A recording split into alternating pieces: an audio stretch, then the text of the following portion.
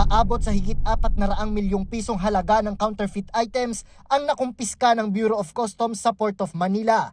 Ayon kay Bureau of Customs Assistant Commissioner Attorney Vincent Philip Maronilla, mula ang produkto sa bansang Bangladesh at dumaan ito sa Singapore bago pa dumaong sa Pilipinas.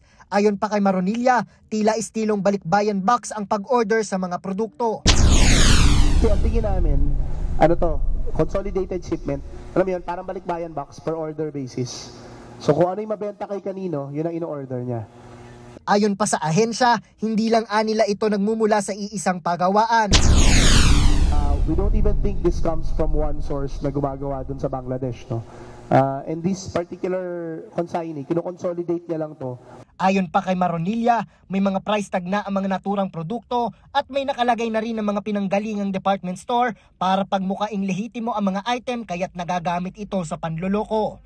Dumalo rin ang ilang mga kinatawan ng mga apparel brands para sa pag-iinspeksyon. Pinag-iingat naman ng ahensya ang publiko. Anila, maging maingat at mapanuri sa mga binibiling produkto.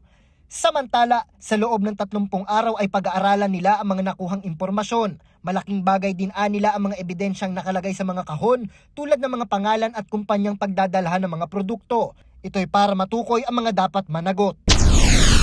Yun po yung pinakamalakas na pwede naming ebidensya na ilalagay dito. So, within that particular period, if sooner, we're able to gather pieces of evidence na para ma-file ho namin ito. Mag-file ho agad kami ng kaso.